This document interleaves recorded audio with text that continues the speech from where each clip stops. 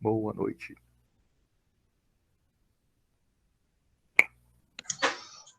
Olá, Arnaldo. Boa noite. Tudo bom?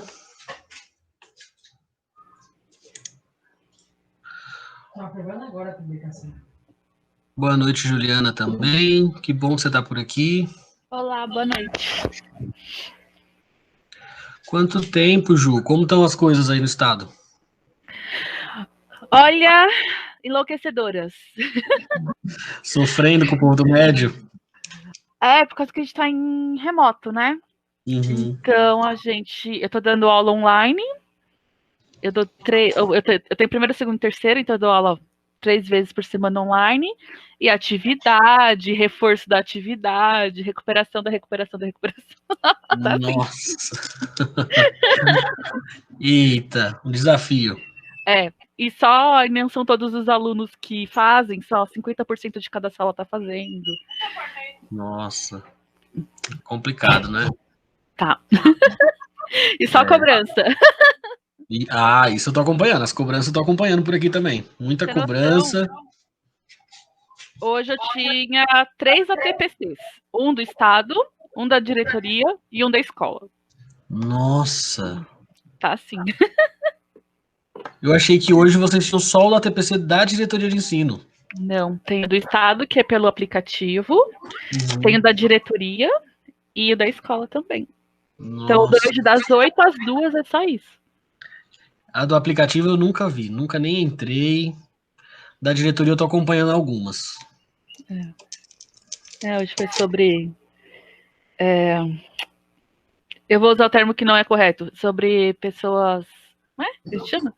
Sobre pessoas com Down, deficiência física, enfim. Não vou lembrar o termo. Sobre educação inclusiva? Isso, educação inclusiva. A TPC sem fim também, o Arnaldo tá Sem comentando. fim, sem fim. E eu não sei se eu quero que volte ou se eu não quero que volte, gente. Pois é. Eu tô me perguntando. Eu peguei aulas no Vila Socialista aqui em Diadema também. Sei. Só que eu peguei depois da pandemia. Então talvez esteja mais Então, tranquilo. Eu não voltei para a sala de aula da educação básica ainda, como eu estava acostumado, né? Então, pode ser que eu já volte no novo normal. Um estudo híbrido aí, ensino híbrido, né? Vamos ver. Boa noite, pessoal. Boa noite. Tudo bem? É o Wilson por aqui. Olá, Wilson, tudo bom? Tudo bem. Estão me ouvindo bem? Tá bem baixinho. Vou tentar falar mais alto aqui, então. Deixa eu tentar ver se sem... Melhora um pouco agora? Melhorou bastante para mim aqui. Estão ouvindo bem, pessoal? Sim. Então vai sem fone mesmo.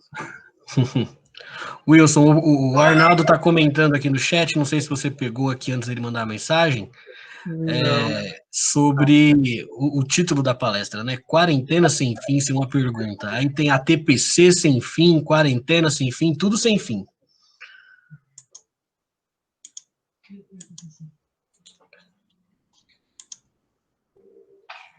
Qual foi o outro evento que tinha esse nome também, Everton? Não é um evento, não. Foi um comentário sobre o seu título do encontro de hoje. Né? Quarentena sem fim, o ATPC sem fim. O ATPC é um encontro que a gente tem aqui em São Paulo. Tá. E é como se fosse hora de trabalho pedagógico, né, nas escolas. Entendi. E a Ju estava comentando aqui com a gente que hoje ela teve a TPC na diretoria de ensino, a TPC na escola e a TPC pelo aplicativo. Então, 3 ATPCs, tudo remoto. Entendi. Não acaba. Boa noite. Boa noite. Boa noite, Marilena. Tudo bem, Xim? Acredito que sim. Aparentemente tá estável a internet. Eu até mudei de local para pegar no final. Tudo bem, Juliana? Fazia tempo que eu não via você. Aliás, não estou te vendo, né? Estou vendo a sua foto. Eu estou sem câmera, tudo bem. Boa noite para quem já está aqui. Vamos ver. Aliane, nome bonito. Arnaldo. Tem 2 Evertons, na falta de um. Boa noite, Giovana. Letícia, Luciano. O Luciano até já abriu o microfone. Oi, boa noite. Tudo bem, Luciano? Bem. Então, tá bom. Boa noite, Rosana. Tudo funcionando em ordem aí, Xinho? No som, câmera, luz? Como é que tá para vocês aí? Tudo certinho? Tá, tudo em ordem, tá bonito. Só ver. Ah, milagre ainda a internet não faz, né? Mas obrigado.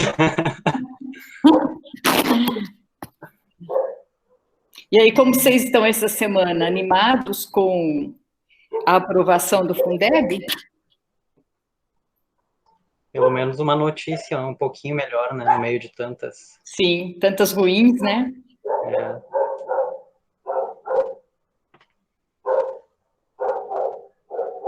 Everton, se eu quiser compartilhar algum slide. Boa noite, Rosana.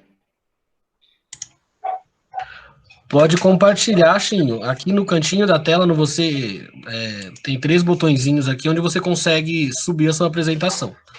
Eu vou parar aqui a apresentação de boas-vindas e aí você faz o teste. Tá. Você precisa estar com ela aberta na sua tela. É isso, né? Isso. Você abre um arquivo PDF ou PowerPoint, não sei como você utilizou aí. Eu tô com o PowerPoint aqui. PowerPoint, beleza. Aí depois eu apresento. Pode falar. Vai lá. Depois de no apresentar agora, você seleciona uma janela e aí você escolhe a tela do PowerPoint. Perfeito. Eu já usei tantos softwares aqui nessa quarentena, principalmente, mas esse formato eu ainda não tinha apresentado nenhum, então eu vou fazer um teste. É bom fazer o teste para ver se funciona.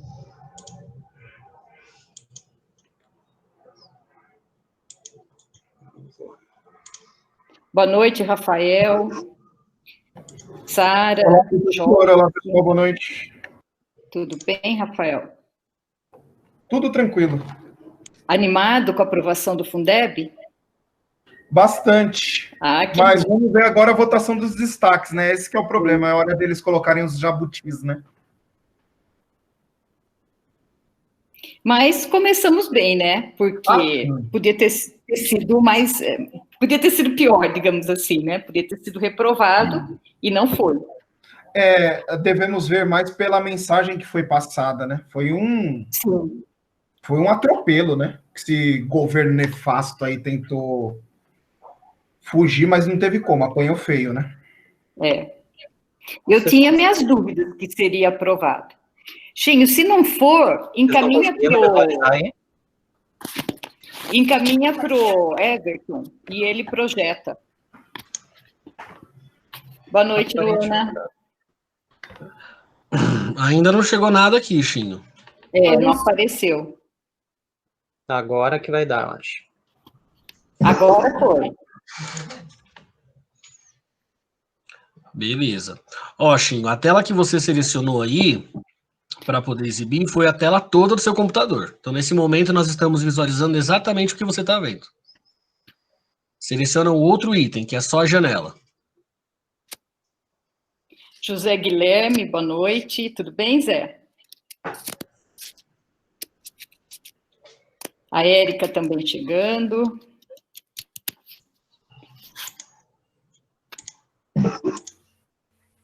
Estava com o microfone desativado agora que eu estou te vendo. Boa noite. Agora deu. Boa noite. Tudo bem? Tudo bom. Agora foi, sim. Bom, a resposta para essa pergunta é sim, né? Não, não. Quarentena sem fim? Não. Quarentena com fim. Bom, deu certinho. Quer deixar aí de novo, Everton, a tua apresentação aí? Não, pode deixar a sua. Tá. Já deixa a sua aí. A Malu também chegou. Tudo bem, Malu?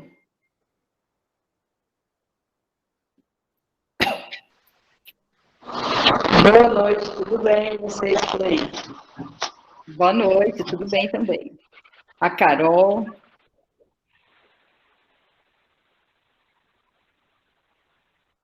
A única parte ruim desse formato de apresentação é a gente não ver a interação das pessoas, né? Não ver como é que tá aparecendo nossa imagem. Por isso que eu não gosto de projetar nada, viu, Chico? Por isso que eu não gosto de projetar nada. Eu prefiro só ter algumas anotações aqui na minha mão e falar. É uma alternativa, eu tenho elas por aqui também, como um plano B. Não, mas isso você fica à vontade. Lucas, boa noite, Lucas. Joyce, boa noite.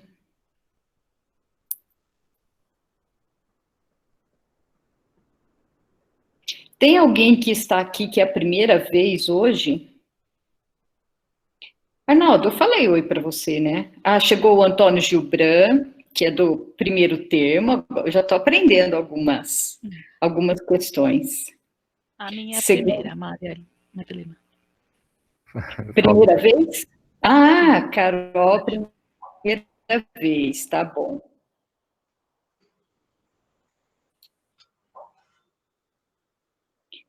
A Carol Batista, né? A primeira vez, é isso?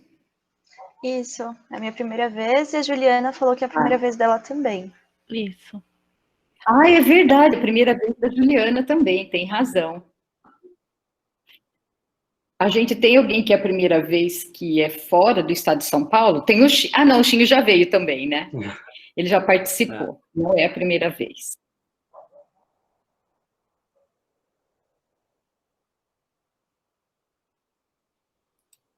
Você é de São Paulo mesmo, Antônio? Boa noite a todos e a todas. Boa noite. Como a professora Marilena já falou, eu sou aluna do primeiro termo, né? Sou calouro lá na Unifesp Diadema. Eu sou do Ceará. Mas eu já... do Ceará? Eu sou do Ceará, mas eu já estou em São Paulo há 30 anos, né? Tá. Então, cheguei aqui cedo e minha vida inteira foi praticamente em São Paulo, né? Certo. Então, tá bom. Chegaram também a Águida, Alexandre. Eu acho que foi só que chegou agora.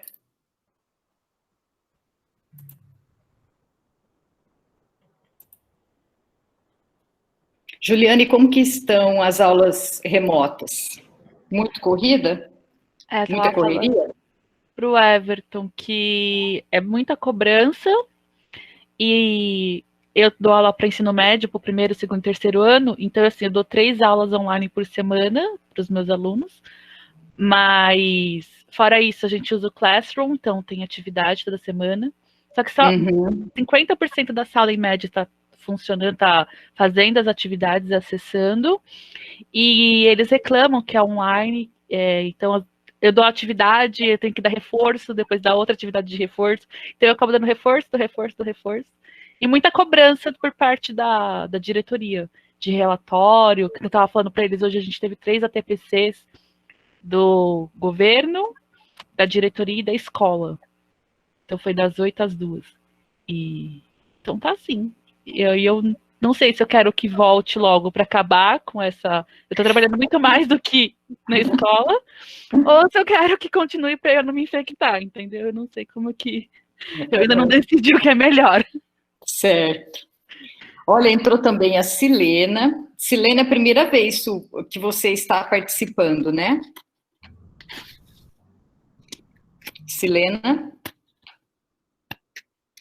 Será que ela não está ouvindo?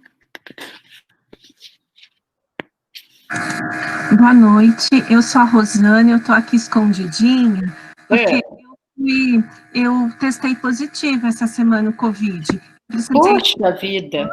Para corrigir as atividades, é claro que a gente não queria ir, porque as atividades estavam lá desde março, mesmo com kit luva, kit máscara, kit tudo, não teve como. Então, eu estou bastante preocupada com esse retorno, porque eu sou da EJA. O pessoal da EJA é mais teimoso, assim, com tudo isso. Então, eu estou bastante preocupada. E, gente, poxa vida, que chato, Rosane. O que ele escolhe, o que ele pega, porque assim, eu estava com tudo perfeito, me cuidei o máximo. Só que a circulação na escola é imensa, né? Pois é complicado isso. Mas tô aí, gente. Hoje eu não vou sair na foto, tá? Nem adianta pedir. Eu vou sair na foto, mas obrigada, tá? Todo mundo. Ficar para uma próxima. Não tem importância, não. Desejo uma breve recuperação para você. Muito obrigada. Que você fique bem rápido e que não tenha nenhum problema mais grave, né? Porque tem gente que tem uma virose bem leve e tem gente que já se agrava, né? Então, espero que a sua esteja leve, que logo você esteja bem. Muito obrigada. E obrigada por estar aqui mesmo eu gosto, toda quinta-feira eu dou um jeitinho. Às vezes eu tenho que ir mais cedo, quando eu tenho que começar a atender os alunos, aí eu dou uma escapadinha um pouquinho antes, mas eu estou sempre preocupada, viu? Então tá bom, obrigada. Chegaram mais algumas pessoas, chegaram a Som, que eu vi. Quem falou? Adilson, boa noite. Oi, Adilson, boa noite, tudo bem? Você é da onde, Adilson? Diadema. De Diadema, tá bom. Já estou ficando com saudades de Diadema, 3 meses longe daí. Deixa-me ver. Quem mais? Tem mais alguma pessoa que é a primeira vez hoje? Tem a Silena. Silena, você está me ouvindo?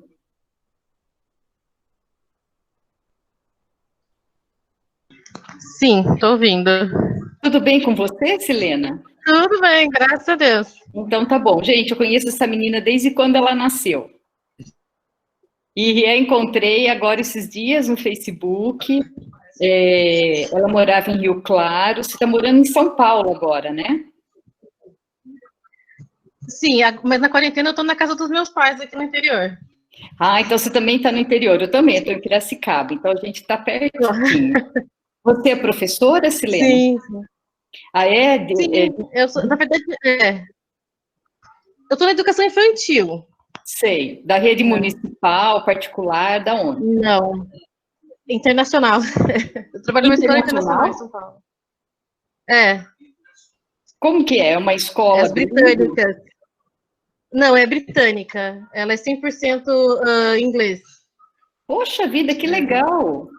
Então, vai contar a experiência aqui pra gente. Vamos ver se tem mais alguém que trabalha numa escola como essa, e a gente vai fazer um encontro para discutir esse tema, porque está crescendo bastante, né, as escolas bilíngues, e agora, sabendo essa sua, que ela é britânica, é muito interessante.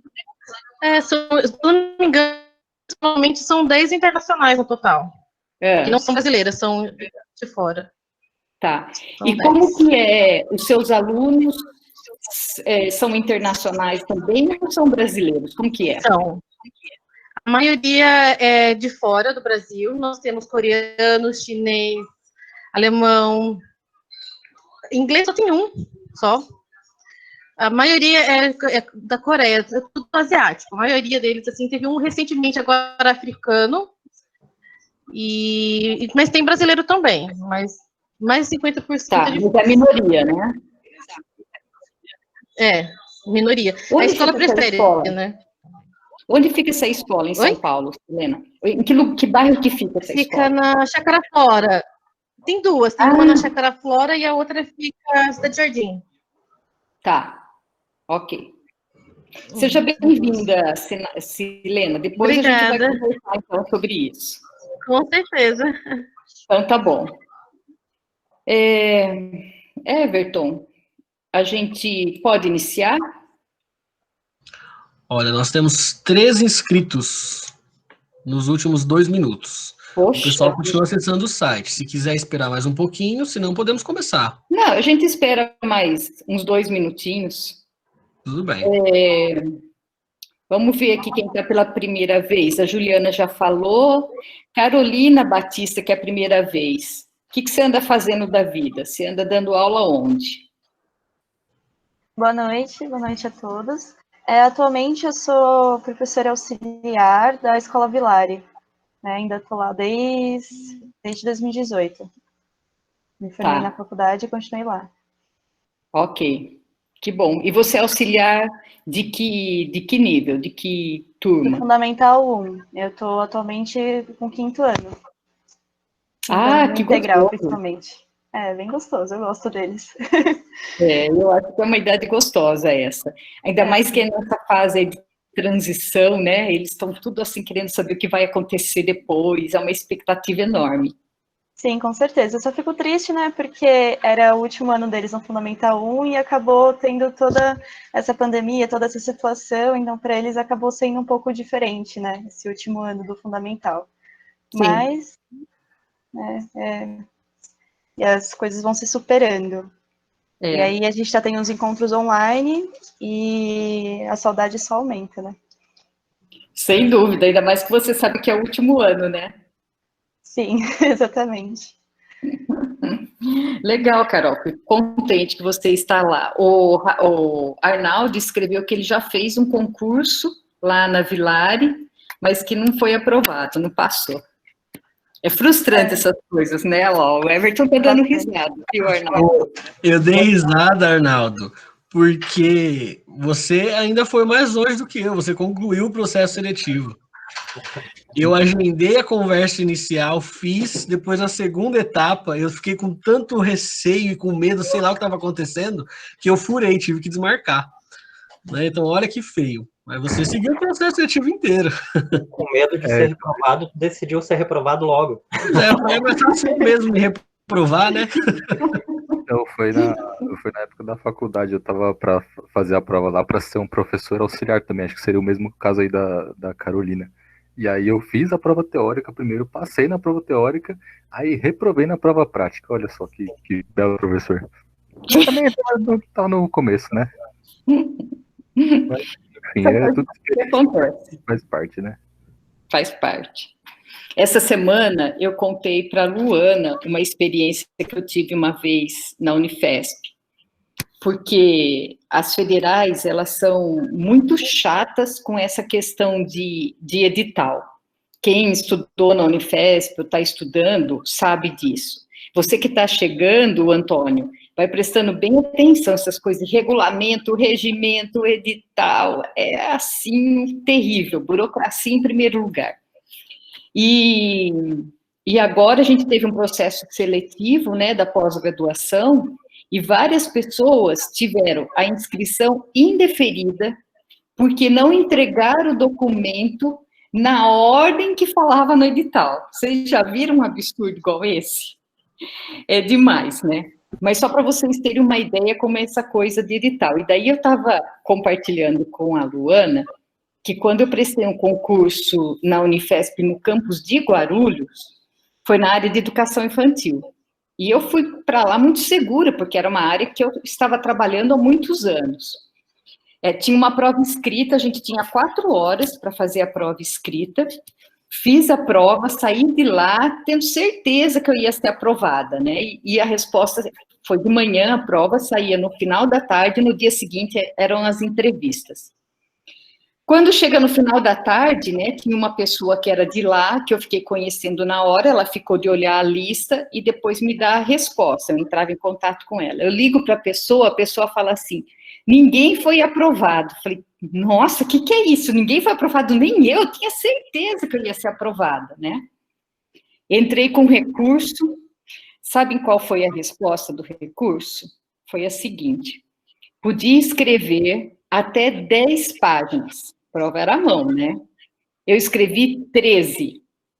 Resultado, fui reprovada porque tinha escrito mais do que era permitido. E depois de um tempo, conversando com um professor que estava na banca, ele falou que foi muito difícil tomar a decisão, porque ele falou que a minha prova estava perfeita. Ah, Sara escreveu reprovada por saber demais. Foi meio isso, Sara. E ele disse que foi muito difícil a decisão, porque minha prova estava perfeita, do jeito que eu imaginava que estaria, só que eu não tinha respeitado esse item do edital e fui reprovada. E daí, quando eu estava esperando para começar a prova em Guarulhos, eu fiquei sabendo que o concurso de Diadema estava aberto. Daí, 2 dias depois, eu fui para Diadema me inscrever no concurso que eu estou lá até hoje. Isso foi há 10 anos atrás, 11 já, né? Então, vejam como são essas coisas.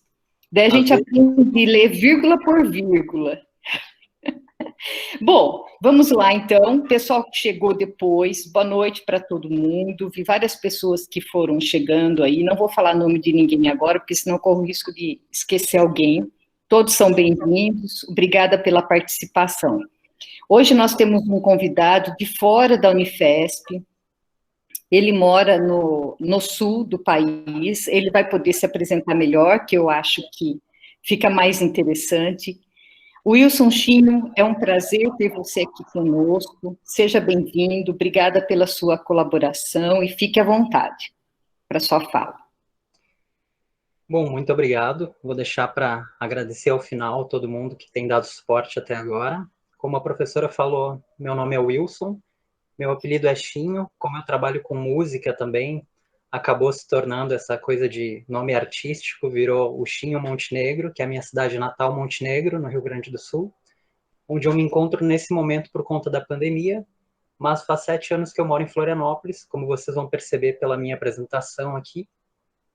Para quem não está podendo me ver, já que eu vou falar sobre inclusão, então uma audiodescrição: eu sou um homem branco, tenho olhos castanhos e cabelos castanhos, utilizo um óculos sem armação ao redor das lentes, com uma haste metálica bem fininha, tenho uma covinha no queixo que me caracteriza bastante, e fazendo um sinal de W com o dedo indicador, médio e anelar e apontando o dedo médio para essa covinha, é o meu sinal que me caracteriza dentro da comunidade surda. A gente não vai poder aprofundar muito esses temas, mas é interessante já trazer alguns pontos para a gente ir se questionando, como eu vou tentar fazer nessa conversa com vocês hoje à noite. Então eu vou compartilhar aqui a tela para ficar melhor, e qualquer coisa vocês me gritem aí se não estiverem vendo, se o som der qualquer probleminha.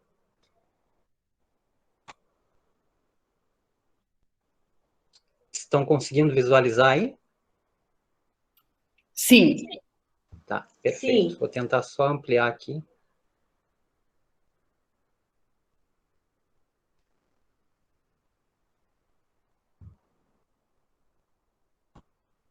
Pronto, agora foi. Bom, então eu trouxe esse título, Quarentena Sem Fim, o que a pandemia pode nos ensinar sobre as pessoas com deficiência. Antes de tudo, falar um pouquinho da minha trajetória. Eu sou licenciado em música e tenho 2 especializações em educação inclusiva e gestão cultural. Em ambas eu pesquisei a inclusão de pessoas com deficiência, com autismo, síndrome de Down, cegueira, surdez, cadeirantes, em eventos culturais, que não somente apresentações musicais, aulas de música. E, obviamente, encontrando menos materiais voltados à inclusão de pessoas surdas nessas atividades, menos materiais voltados à educação musical, eu busquei, então, no mestrado, que foi realizado em música, pesquisar educação musical para surdos. E também comecei, por isso que eu fui para Florianópolis, e eu também comecei lá, quando eu estava concluindo o mestrado em música, no caso, tinha dissertação para escrever. Eu também dava aula na EJA todas as noites, 30 horas no município, e cursava todas as disciplinas, todas as manhãs, do bacharelado em Letras Libras na Federal de Santa Catarina. Então, o mestrado na estadual e o bacharelado na federal. Mas o meu interesse naquele momento era ampliar meus conhecimentos e ter mais contato com as pessoas surdas, porque eu já tinha estudado Libras. Tenho uma tia surda também. E esse curso está para concluir, porque em determinado momento, né, isso foi em 2016 já, tive um problema pessoal, meu pai estava doente, piorou, faleceu, e chegou num momento que, para ficar com a minha família, eu tive que me distanciar, então, daquelas atividades. E essa é a frase que norteia todos os meus estudos. Lá em 2007, no meu primeiro estágio curricular obrigatório, em Porto Alegre, eu fui ministrar aula, aliás, eu fui assistir a aula para depois ministrar aula em uma disciplina de arte, já que eu não encontrei naquela escola a disciplina de música. E a professora, falando que a turma era muito agitada, que não obedecia e tudo mais, pediu que eu assistisse a aula do fundo da sala e ficasse o mais escondido possível, para não chamar atenção.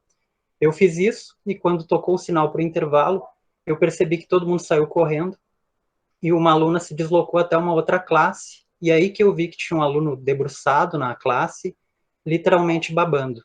Ela terminou de ajeitar os materiais dele, e cutucou esse aluno, e ele levantou, assim, passou a aula toda dormindo, tanto que do fundo da sala eu não o vi, porque ele estava bem na frente da sala, bem perto da professora.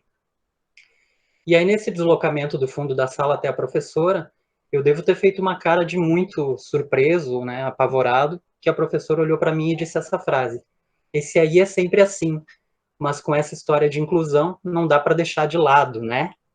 Eu não tinha conhecimento, não tinha experiência no trabalho com pessoas com deficiência, mas como ser humano eu já sabia que aquilo não era inclusão. Então o que eu fiz? Eu fui atrás dos meus professores naquela época, de buscar mais informações, de conversar com eles para saber como eu poderia atuar de uma melhor maneira com essas pessoas. E para minha surpresa, nenhum professor tinha conhecimento. Tive 2 professoras que foram excelentes, me indicaram bibliografias, mas me alertaram que o material voltado para esse público era muito menor em comparação a outros materiais. E o meu curso foi de 2006 ali até 2008, a licenciatura, 3 anos. E quando eu concluí, apresentei os relatórios do curso, trabalho de conclusão, os professores me pediram que eu levasse adiante as minhas pesquisas e que, inclusive, voltasse lá para conversar com eles, porque a universidade não estava pronta para receber pessoas com deficiência. E quando isso ocorresse, eles tinham medo, porque eles não saberiam como lidar com essas situações. E aí eu me pergunto, o que mudou após tanto tempo? Esse primeiro estágio foi em 2007. Nós estamos em 2020. Eu ainda encontro nas palestras, nos cursos que eu realizo, professores que dizem que não escolheram trabalhar com pessoas com deficiência. Então, por isso, eles não têm a capacitação, não têm uma formação específica e não querem trabalhar com essas pessoas. E aí eu sempre trago uma frase que pode soar até um pouco ofensiva, talvez, mas não é essa a ideia. Que eu digo que quem pensa que pode escolher aluno, a minha sugestão é que repense a escolha da sua profissão. Porque a gente não pode escolher aluno. A gente não tem esse direito como educador, e nós sabemos que existe uma diversidade enorme na sala de aula. Então, não é só a deficiência que é uma característica diferenciada, nós temos alunos sem deficiência que precisam de um conteúdo que seja apresentado de uma forma diferente, que precisam de um tratamento diferente, às vezes, por parte do professor. Isso varia de acordo com a disciplina, de acordo com o momento, tem uma série de fatores que influenciam nisso, que não só a deficiência. Então, eu entendo que um professor diga que não se sente preparado, como eu não me sentia, e como não me sinto em muitos momentos. É natural. Nós não temos formação para isso. Mas dizer que não se sente preparado é muito diferente de dizer que não quer trabalhar com essas pessoas. E eu entendo que, como educadores, nós não temos esse direito de escolha. Nós não podemos escolher alunos. E eu vejo isso, vou tentar não me aprofundar em cada ponto, porque cada coisa me gera tanta vontade de ficar conversando com vocês que eu tenho medo de me estender demais. Então, depois, se vocês quiserem comentar alguma coisa, a gente pode retomar um pouquinho mais. Outra questão que eu vejo são famílias sendo privadas do convívio social. Eu tenho, por exemplo, amigos que têm filho com autismo, e eu lembro de um casal bem específico que o filho tem um autismo severo, ele não se comunica por meio da fala.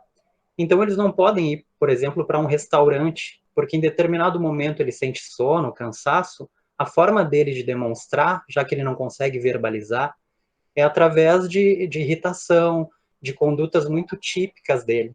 E para pessoas que não sabem disso, que não conhecem a família, já teve situações de olharem atravessado, de falarem que a família não educa os filhos. Então, para escapar disso, para não se sentirem ainda mais vistos de uma forma ruim, pejorativa, para não sofrerem ainda mais, além dos sofrimentos que naturalmente eles já encontram, para tentar que esse filho seja educado nas escolas comuns, na dificuldade de diagnóstico que eles tiveram. Então, eles evitam esse contato social para não passarem por mais uma situação ruim. E aqui eu trago alguns exemplos de situações que eu vi, que eu vivenciei, ou que pessoas com as quais eu trabalhei me relataram.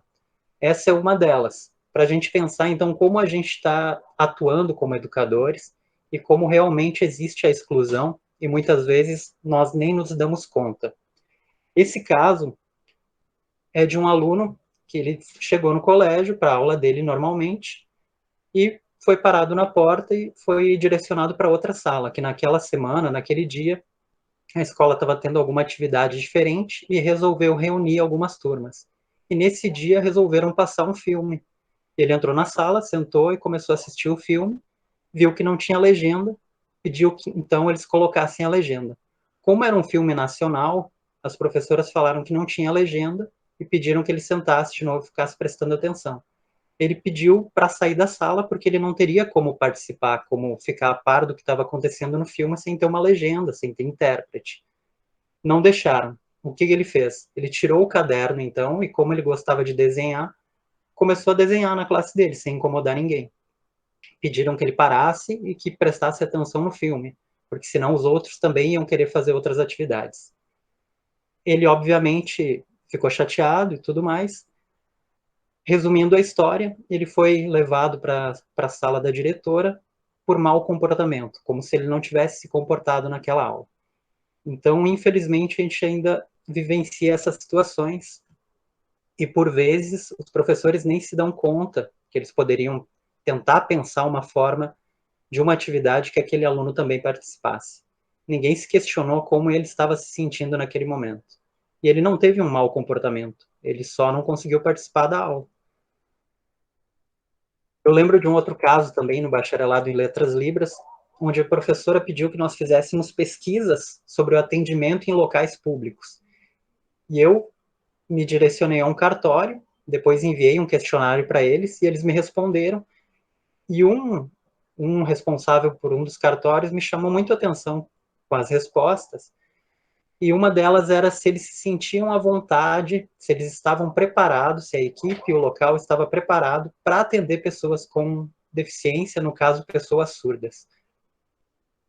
E ele respondeu que sim, que as pessoas lá, os funcionários estavam preparados, o estabelecimento estava preparado, desde que as pessoas tivessem um acompanhante que passasse por elas as informações, ou que elas conseguissem se comunicar por meio da escrita, ou gestos, como ele falou, para que o grupo de funcionários pudesse entendê-las. Então, na visão daquela pessoa, e eu entendo que ele não foi irônico de maneira nenhuma, mas para quem estuda isso, para mim, chega a soar como uma ironia, mas não é, é desconhecimento. Na cabeça dele, vendo tanta exclusão que ocorre na nossa sociedade, só o fato de estar de portas abertas, de se colocar à disposição de receber essas pessoas, ele já está fazendo algo fora do normal, já está se sentindo acima da maioria e achando que realmente é um estabelecimento que está pronto para receber essas pessoas. Aqui eu coloco PCDs, que é a forma como a gente se refere às pessoas com deficiência, esse é o termo utilizado hoje em dia, né?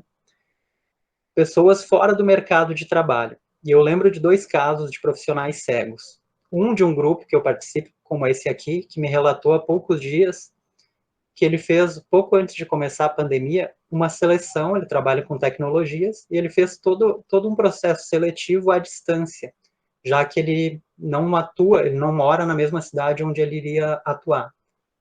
Ele fez todo o processo seletivo, passou nas provas, teve uma entrevista por videoconferência. Como ele é uma pessoa com baixa visão, se ele não estiver na rua com bengala, com óculos escuros, não tem como identificar essa deficiência. E por vídeo, eu acredito que também a pessoa não prestando muita atenção e percebendo que ele estava olhando sempre para a tela ali, sem nenhuma diferença, a pessoa não se deu conta de que ele tinha essa questão da baixa visão.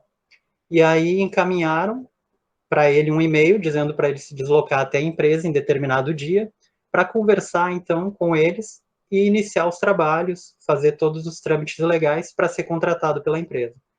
Quando ele chegou lá e ficou frente a frente com essa pessoa que já o tinha entrevistado por vídeo, ele percebeu que a pessoa ficou já com uma reação estranha e comentou que o processo seletivo ainda teria, talvez, algumas outras etapas, que eles teriam que conversar novamente, e como não era o primeiro caso que ele passava, ele entendeu que a empresa não estava preparada para receber pessoas com deficiência, nesse caso, deficiência visual. Então ele foi para casa e, obviamente, já sabia que não ia ser chamado novamente para dar sequência no processo. E outro caso é de um professor que ele é fluente em inglês, espanhol. Eu já trabalhei com ele, já participei de cursos com ele, de audiodescrição. É um excelente profissional, tem mestrado, doutorado, pós-doutorado em educação, e ele não encontra universidades onde ele consiga se estabelecer. Ele faz palestras como convidado, ele atua em universidades normalmente privadas, por períodos pequenos, por contrato. E aí vocês podem pensar, não, mas numa universidade federal tem um processo seletivo, se ele passar, não importa se ele tem deficiência. E aí eu trago o questionamento para vocês. Será mesmo que funciona assim? A gente sabe que existe uma parte do processo seletivo, que normalmente é ministrar uma aula, é uma entrevista pessoal. Então a gente sabe que existem vários fatores que podem influenciar nessa decisão. E, obviamente, ele tem formação, é uma das pessoas com uma das melhores formações para atuação nessa área, e também é uma pessoa que está dentro da causa, é uma pessoa com deficiência visual, então não tem por que ele não atuar num espaço onde nós precisamos de pessoas com essa qualificação e com a experiência de vida que ele tem.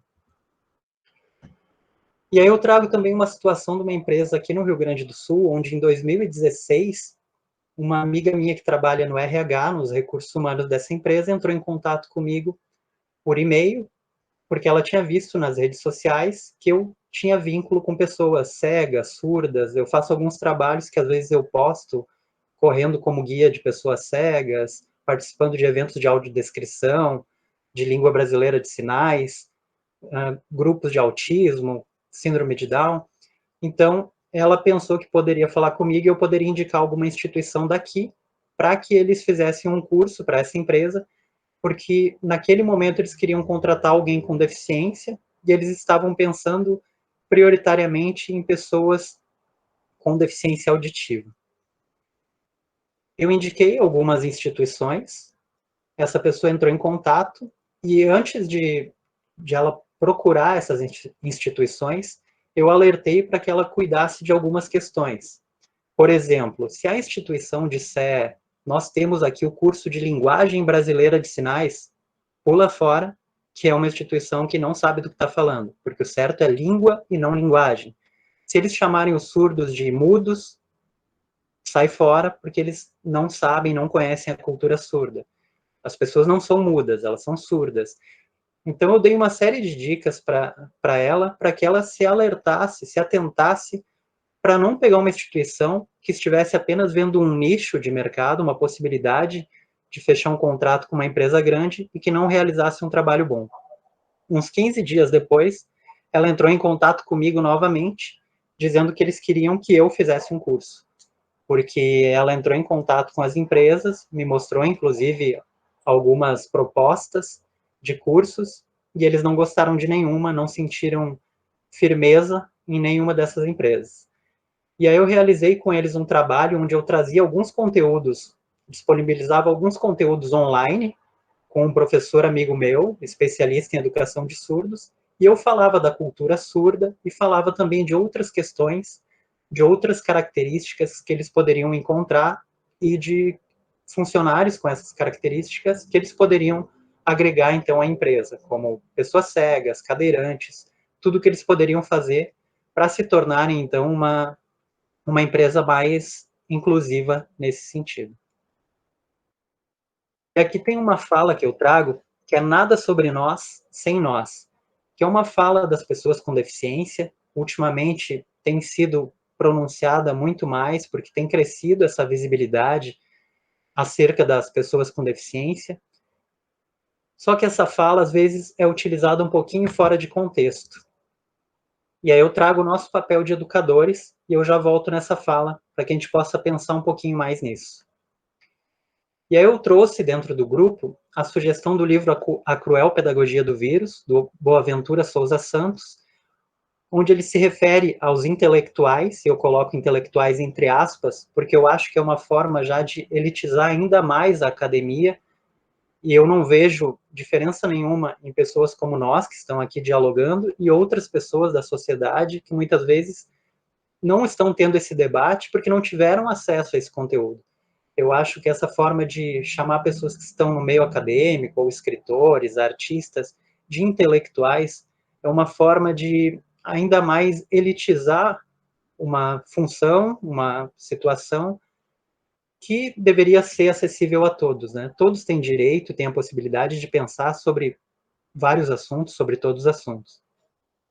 E eu vejo muito isso também na questão das pessoas com deficiência. Muitas vezes as pessoas me perguntam, mas aprender braille é difícil, aprender musicografia braille é difícil, libras é difícil, mas tudo é difícil. Aprender música também é difícil. E eu tenho certeza que qualquer pessoa que se dedicar, seguir um programa de estudos ali, com uma dedicação, consegue aprender. É claro que cada um tem o seu nível, tem as suas características pessoais que vão fazer com que um aprenda um pouco mais rápido do que o outro, mas claro que todo mundo tem condições de se desenvolver ao máximo dentro das suas especificidades. Então, às vezes, a gente acaba também elitizando essa questão dos conhecimentos acerca das pessoas com deficiência, e essa elitização ocorre também, muitas vezes, nos debates, de modo geral, sobre a educação. E aí o Boaventura traz essa frase, escrevem sobre o mundo, mas não com o mundo. E para mim é muito importante que a gente faça esse questionamento. Um espaço como esse aqui, obviamente, vai ter muito mais educadores e educadoras, porque é um assunto que nos diz respeito diretamente, mas ele é aberto para o restante da comunidade. Eu vi vocês durante essa semana, e ajudei também, a divulgar esse conteúdo para quem quisesse ter contato hoje conosco e participar desse debate. Então, essa forma é uma forma de a gente sair da nossa bolha, porque senão eu fico escrevendo, citando a professora Marilena, ela me cita, aí eu cito o Everton, nós criamos nosso grupo, e assim a gente vai alimentando o nosso currículo Lattes, e esse debate não sai do meio acadêmico, não chega à sociedade de modo geral, e muitas vezes não chega nem às nossas escolas, o ensino fundamental, médio, aos nossos colegas que estão em outra situação, em outro nível, digamos, do ensino. Então, eu trago esse questionamento para que a gente possa pensar mais sobre isso. O livro, esse ensaio, que tem um pouco mais de 30 páginas, o Boaventura não fala só em um pequeno trecho sobre as pessoas com deficiência, mas os questionamentos que ele traz ali servem para que a gente pense esse momento da pandemia de forma geral, não só com as pessoas com deficiência, mas outras pessoas que muitas vezes são excluídas no nosso dia a dia.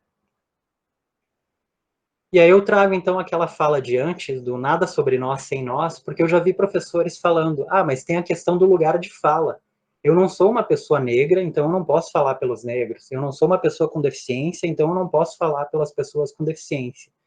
E aí eu relembro que, como educadores, nós temos, no mínimo, o papel de conscientizadores de outras pessoas acerca desses assuntos que são muito importantes. Eu lembro da fala da Luana, do Cássio, há algumas semanas, que era sobre a educação e os negros. Nós não precisamos, eu não tenho, obviamente, conhecimento, não tenho vivência para falar como se eu tivesse sofrido em algum momento, passado por uma situação de preconceito. Mas eu posso muito bem lembrar de alguma situação que eu vi, que eu julguei errada, e fazer com que meus alunos se questionem sobre isso. Isso vale para as pessoas negras, para as pessoas com deficiência, isso vale para as questões de bullying, para todas essas questões. Eu tenho, no mínimo, que ter esse papel como educador de conscientizar os meus alunos do que é certo, do que é errado. No mínimo, fazer com que eles olhem para a nossa sociedade e pensem que pelo último censo que nós tivemos, que já faz 10 anos que ocorreu, quando sair o próximo já vai ter alterado muito, nós temos mais ou menos 45 milhões de pessoas que se identificam como pessoas com deficiência. Nós temos metade da nossa população que se identifica como preto ou pardo. E aí nós olhamos para a nossa sociedade e nós não vemos um advogado, nós temos dificuldade para lembrar de um médico que seja negro, de um professor que seja chefe de um departamento, por exemplo, e que seja cego, cadeirante. E nós não podemos deixar que se perpetue essa noção, essa falsa inocência de que isso é apenas uma coincidência, porque não é. E eu trouxe, a Luana, o Cássio trouxeram a fala deles, que nessa questão, como eu mencionei, foi muito importante. Eu trouxe agora alguns exemplos de pessoas que eu conheço, super capacitadas e que são excluídas. Então, a gente tem que, no mínimo, utilizar o nosso papel de educadores para conscientizarmos essas pessoas. Então, nesse caso, não cabe essa defesa, essa isenção do lugar de fala, porque o nosso lugar de fala é também o nosso lugar de fala, porque nós temos o papel de formadores de opinião, de pessoas que podem conscientizar outras a olharem para o mundo de uma forma diferente. E aí, como eu disse, basta a gente olhar para esses locais na sociedade que raramente são ocupados por mulheres, por pessoas com deficiência, por pessoas negras, e aí uma série de questões que eu poderia levantar aqui, que assim como o Boaventura, na questão do livro, no ensaio que ele faz, essa pandemia, ele menciona que talvez as pessoas com deficiência, por exemplo, podem estar vendo essa pandemia como um momento de justiça, porque agora todos estão sendo privados do convívio social, o que antes era algo comum para as pessoas com deficiência. E aí também o nosso papel de educador, de assumirmos um papel que muitas vezes está sendo tomado pela mídia. E hoje, quando eu falo da mídia, pode ser a Globo, como pode ser um canal no YouTube, um perfil no Instagram de algum influencer, que se julgue capaz de, entre aspas, ensinar alguma coisa. Todo mundo tem o direito de expor sua opinião, de achar que pode ensinar o que sabe, o que quer. Mas nós, como educadores, será que nós não estamos deixando espaço para muita gente falando bobagem? Eu também trago esse questionamento. E aí, o nosso papel, quem sabe no futuro, eu acredito que vai ser muito mais de filtrar as informações, de ensinar as pessoas a criticarem o que chega até elas, não criticarem quem traz a informação, mas serem críticos com relação a essa informação. Quando eu vejo, por exemplo, o Bonner falar no Fantástico que teve intérprete de linguagem, no Fantástico, no Jornal Nacional, perdão, falar que teve intérprete de linguagem de sinais no evento. Eu sei que não é linguagem, porque eu já estudei sobre isso. E eu sei que isso ofende as pessoas surdas, porque nós não falamos linguagem portuguesa, linguagem inglesa. Então demonstra que eu não tive nem vontade de estudar um pouquinho sobre a língua dessas pessoas. Quando eu ouço falar que são pessoas mudas, eu sei que isso ofende essas pessoas e eu não faço isso, porque eu sei que elas não são mudas, elas são surdas. E aí a gente vai trabalhando com isso, a gente vai aprendendo a ver como a gente pode trabalhar dessa forma com os nossos alunos. Todo mundo tem direito de expor as suas informações, os seus supostos conhecimentos, mas muitas vezes nós estamos deixando de ocupar um lugar, de transmitirmos a nossa informação, e eu também falo pensando muito em mim, que muitas vezes eu fico pensando, não, mas eu não vou falar sobre isso, porque é óbvio, ou é uma coisa pequena, não vale a pena falar, tem tanta gente que sabe sobre isso. E faz mais ou menos 1 ano e meio que eu fui convidado para ministrar a disciplina de educação musical e educação especial, aliás, educação musical e educação especial, na especialização aqui da Universidade Estadual do Rio Grande do Sul, em música, e eu comecei a falar de alguns pontos que para mim eram coisas simples, como é língua, não é linguagem, as pessoas são surdas, não são mudas. Comecei a passar um pouco de braille, falar um pouco de sinais em libras, audiodescrição, como se portar diante de pessoas com autismo, com síndrome de Down, algumas vivências que eu já tive, e eu percebi que aquilo era óbvio só para mim, porque eu tenho interesse por esse assunto há muitos anos. Não era óbvio para outras pessoas. Então, às vezes, a gente deixa de levar adiante o nosso conhecimento e priva outras pessoas de terem acesso ao que a gente sabe. E assim, muitas pessoas, como aquelas empresas que eu mencionei lá no início da minha amiga, acabam ocupando esse espaço, porque pensam que é um nicho de mercado, pensam que podem ganhar dinheiro com isso. E aí eu trago aqui o questionamento do futuro pós-pandemia. Nós estamos vendo hoje as lives com presença de intérpretes.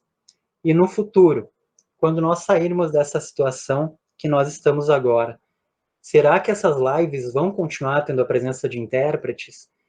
E mais um questionamento, as pessoas só se deram conta agora de que os surdos podem ter interesse por aqueles assuntos? Elas não percebiam antes que podiam ter pessoas que eram privadas daqueles assuntos, daqueles conhecimentos, daqueles eventos?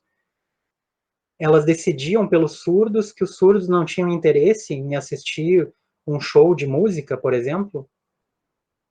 E aí eu lembro de várias situações que, se eu ficar mencionando aqui, mas eu tive contato com pessoas surdas na minha pesquisa, inclusive de fora do país, músicos surdos, sem nenhum resquício auditivo, que são profissionais da música, e aí não dá aqui para ficar mencionando como isso ocorre, como eles trabalham, porque levaria muito tempo só conversando sobre isso, mas eu quero trazer para vocês esse questionamento. Hoje, será que as pessoas estão colocando nas suas lives o intérprete porque elas pensaram nos surdos? Eu, infelizmente, acredito que não. Elas estão utilizando intérpretes porque elas viram outros colocarem e viram o quanto de visibilidade aquilo deu para o evento delas. Então, mais uma vez, é pensando no retorno para elas e não pensando nas pessoas que são atingidas diretamente, nesse caso, as pessoas surdas ou com deficiência auditiva. Eu também faço essa diferenciação de surdez e deficiência auditiva, porque para quem estudou ou em algum momento for estudar, quem se identifica com a cultura surda se identifica como surdo e não como deficiente, e as pessoas normalmente que não se identificam então com as causas surdas, aí elas se identificam como pessoas com deficiência auditiva. Então, eu trago esse questionamento, será que isso vai continuar ocorrendo no futuro? Será que as pessoas vão continuar tendo intérpretes, tendo audiodescrição em alguns eventos? E eu entendo que, por exemplo, aqui no nosso caso, nós não temos hoje, mas nós não sabíamos também da presença de alguma pessoa surda, pessoa com deficiência auditiva, de alguma pessoa cega. Eu até fiz uma breve audiodescrição minha no início, pensando que podia ter algum amigo cego que viu o post e participou. Os surdos normalmente me perguntam se vai ter intérprete. Claro que num cenário ideal, nós teríamos um intérprete. Se fosse necessário, não seria o caso aqui porque eu estou falando, então tudo que tem na tela eu estou mencionando, teria audiodescrição, seria um cenário ideal. Mas claro que nós não temos estrutura nesse momento para isso, mas eu tenho certeza que a Anitta, o Lua Santana, vários outros, eles pegam o telefone e eles conseguem montar uma equipe, uma estrutura em meia hora. Então a gente tem que começar a se questionar sobre isso, sobre, muitas vezes, uma falta de vontade, às vezes, das pessoas de fazerem, de propiciarem essa acessibilidade, que não é nada fora do real, nada muito legal da parte deles, é apenas o básico, que quando a gente tem condições de fazer, quando a gente puder fazer, a gente tem que fazer. Eu trago alguns questionamentos aqui para os professores. Por que a gente tem que dividir tanto a educação, dividir tantos conteúdos? Pensando na língua brasileira de sinais, por exemplo, um professor de história pode estar lá ministrando uma aula de história e falar daqui a pouco de outros países, de alguma guerra, alguma situação, e aí ele menciona lá Dom Pedro II, por exemplo, e aí ele fala, vocês sabiam que Dom Pedro II teve uma grande importância aqui para a comunidade surda, que nós temos no Brasil uma outra língua, além da língua portuguesa? Na verdade, nós temos várias, mas nós temos uma língua que é oficial também como a língua portuguesa. E aí pode mencionar que foi Dom Pedro II que teve contato, então, com uma pessoa lá da França, que ele trouxe para cá para ensinar a língua de sinais, e aí explicar que em cada país tem a sua língua de sinais, diferentemente, aliás, igualmente, as línguas orais, diferentemente do que muitas pessoas pensam. Muita gente acha que a Libras é uma língua universal, e isso também é um desconhecimento da área, que muitas pessoas não têm acesso a essa informação, e às vezes isso também chateia os surdos, porque se as línguas orais, cada país tem a sua, por que eles acham que as línguas de sinais, na realidade, existe uma língua só para todos os países? E aí a gente pode falar de história, a gente pode mencionar isso, a gente pode pegar a língua portuguesa e explicar, então, que assim como existe o aportuguesamento, o empréstimo linguístico com outras línguas, com relação às línguas de origem, a gente pode mencionar que isso ocorre também na Libras. A gente pode trazer algum filme, há pouco estava muito divulgado, Família Bélier, e a gente vai ver muitos sinais parecidos, em alguns momentos iguais, com a língua brasileira de sinais, e a gente pode fazer um link com aquele professor que veio ensinar aqui no Brasil. Então, a nossa língua de sinais se originou na língua francesa, que também deu origem à língua americana de sinais, Então, por isso, vocês podem encontrar alguns sinais parecidos ou até mesmo iguais. A gente pode mencionar aquele sinal que as pessoas fazem levantando o mindinho, o indicador e o polegar, que parece aquele sinal utilizado no rock, mas não é. Aquele sinal é um empréstimo linguístico da língua americana de sinais, e explicar que aquilo é o I love you, eu amo você, a gente utiliza também no Brasil, outros países utilizam. Então a gente pode ir juntando isso, fazendo uma aula muito mais interessante, e não simplesmente esperar que um dia exista a disciplina de Libras, e que vai existir 50 minutos, um período só para aquela aula. A gente pode ir trabalhando com o que a gente já tem agora. Outro caso também, o Soroban. A gente vê muito curso de Soroban para trabalhar com pessoas cegas. Aprenda Soroban e aplique com as pessoas cegas. Mas o Soroban, o ábaco, não foi criado para trabalhar especificamente com pessoas cegas. Então, por que a gente não pode pensar em utilizar esse material e trabalhar uma aula de matemática, de cálculos, muito mais lúdica, muito mais divertida para todos os alunos? Isso sim seria a inclusão. A gente não precisa dividir conteúdos. Talvez em alguns momentos a gente vai precisar dar uma atenção especial para determinado aluno, mas aí eu me questiono também, eu trago esse questionamento para vocês. Se nós formos bons professores, atentos aos nossos alunos, essa atenção, os outros alunos sem deficiência também não precisam? Certamente, pegando aqui como exemplo, o que eu estou falando hoje, daqui a pouco para 5 pessoas vai parecer muito legal. Outras 5 nem vão entender. Outras 5 vão achar uma bobagem.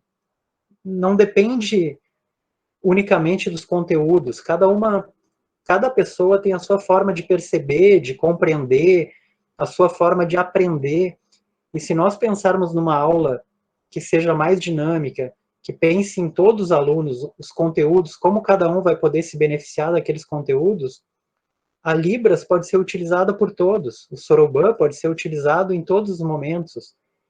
Se nós tivermos alguma especificidade, algum momento que a gente precise dar uma atenção muito maior àqueles alunos, claro, a gente também tem a educação especial, que a ideia dela seria para complementar aquilo que o ensino regular não deu conta, e não para deixar esses alunos do ensino especial separados. Isso não é inclusão. E também não é inclusão deixar um aluno a aula toda debruçado na sua classe, dormindo. Aquele aluno, quando eu ministrei 4 aulas para aquela turma, ele passou todas as aulas do meu lado, participando das atividades. E não é porque eu fui um excelente professor. Foi só porque eu tentei ver como ele gostaria de participar, como ele poderia se envolver com as atividades. E para vocês terem uma ideia, nós descobrimos que aquele aluno tocava instrumentos musicais super bem. No final, atividade em grupo, ao final daquelas 4 aulas, eu não precisei colocá-lo em nenhum grupo. Teve briga de alunos para que ele participasse do grupo deles. Com aquela outra professora, ele nem participaria das atividades. Então, muitas vezes não é nem questão de conhecimento, é uma questão de vontade, de tentar fazer o melhor que a gente pode com o que a gente tem.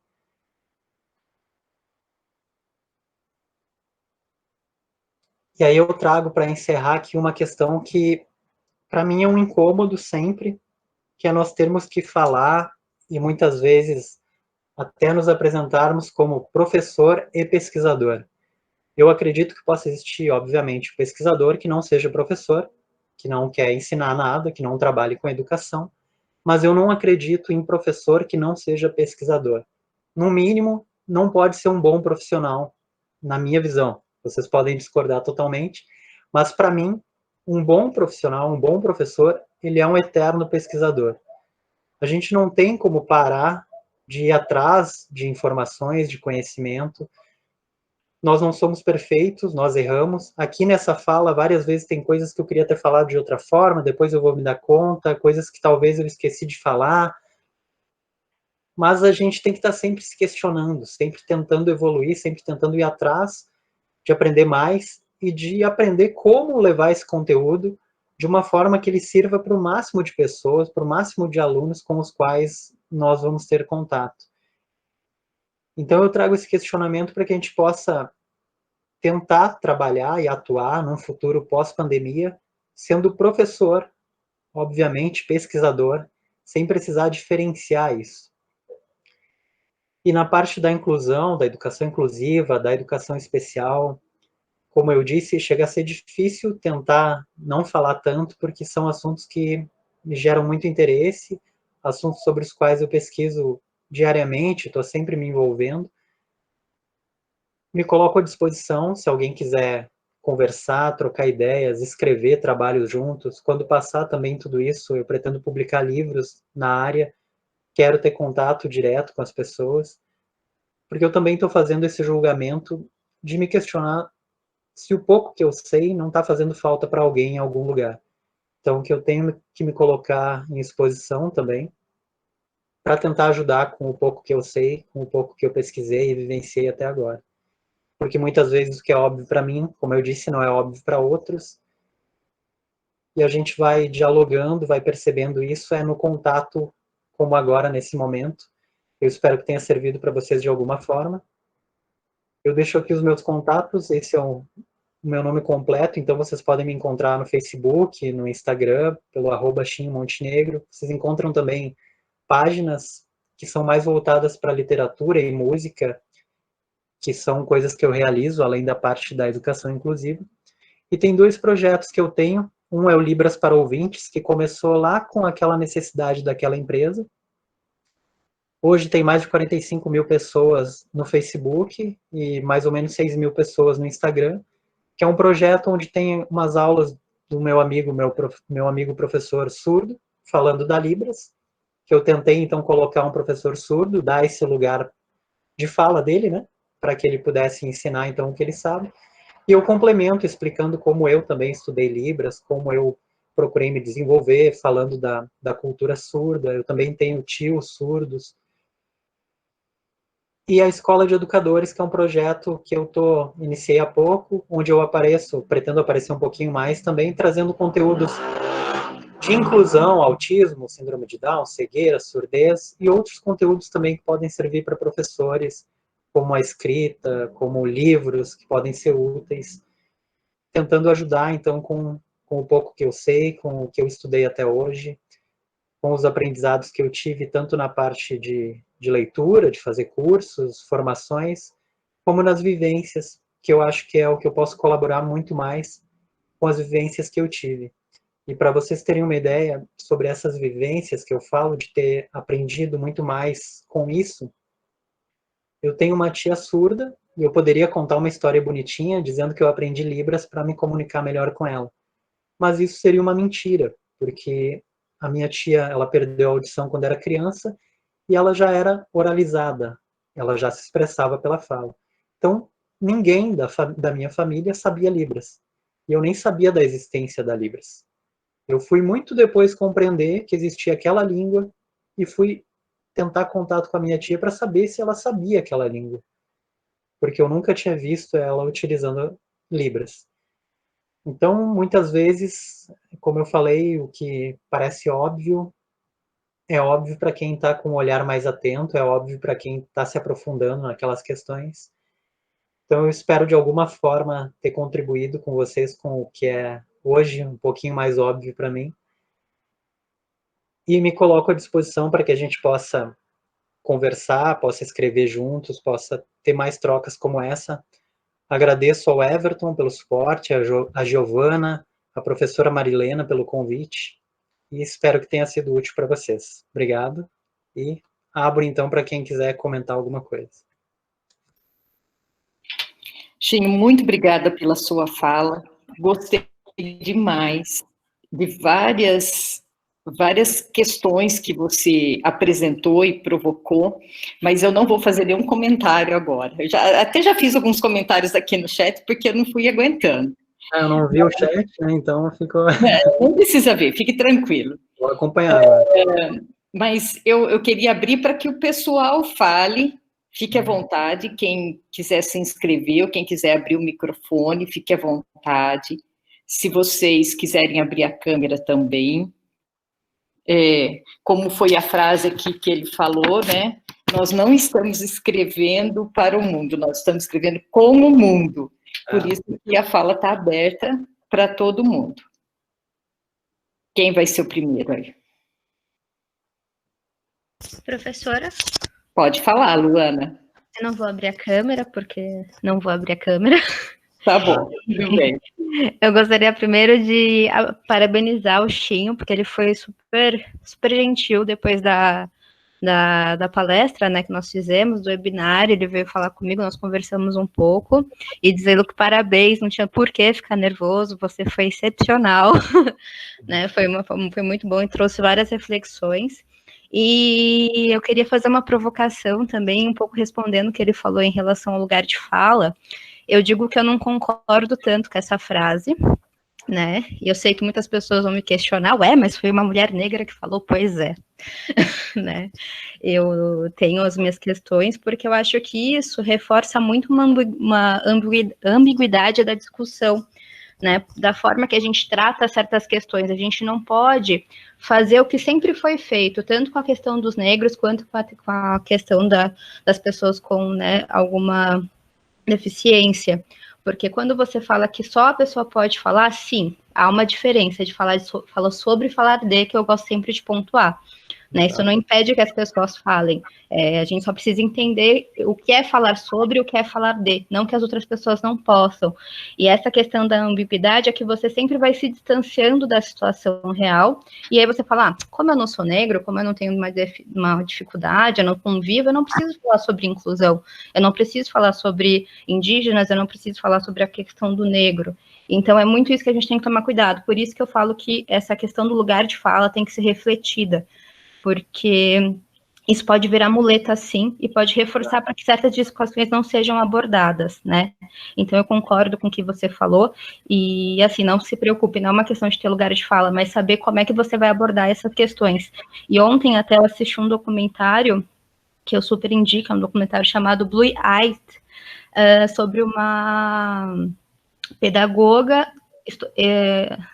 nos Estados Unidos, que na década de 70, ela começou a fazer um trabalho nas escolas, e ela é uma mulher branca, né? Ela começou a fazer um trabalho antirracista nas escolas, por causa de situações que ela foi vivenciando na sala de aula. E é excepcional, assim, eu ainda estou pensando sobre esse documentário, mas é um exemplo disso, então acho que todos podem abordar.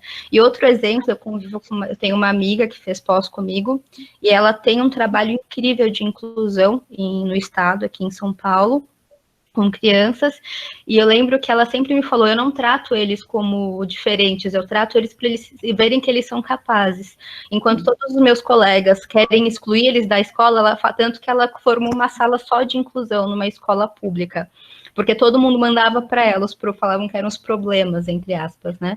E é isso de selecionar aluno, e ela pega, e assim, eu já vi ela tratando aluno, acompanho ela fazendo prova, ela me manda vídeo dos alunos que têm autorização. Ela faz um trabalho incrível, tanto que eu a convidei para vir, mas como ela está grávida, eu acho que tem toda uma questão dos horários dela e tudo mais. E assim, ela tem um trabalho incrível, ela é da Unifesp, ela se formou pela Unifesp, né? Ela é uma pedagoga que eu falo, gente, ela é uma vírgula na curva. Só que a gente também tem que tomar cuidado, porque a gente sempre vai para a exceção. E a gente não pode viver de exceção, né? Então é só essa a minha contribuição e parabenizar novamente. Obrigado.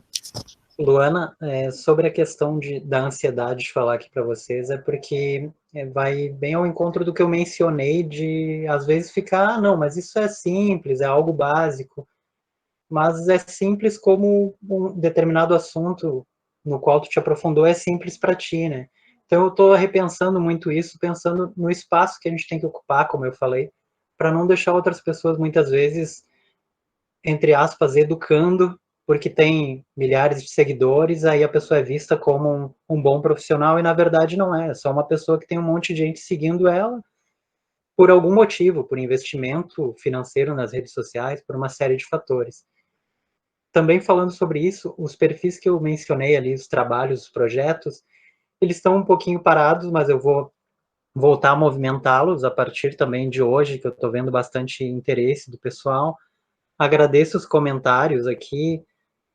O Arnaldo comentou se poderia falar também de inclusão quando a gente vê uma leva de estrangeiros, de refugiados, encaixados nas escolas públicas e os professores despreparados para lidarem com isso.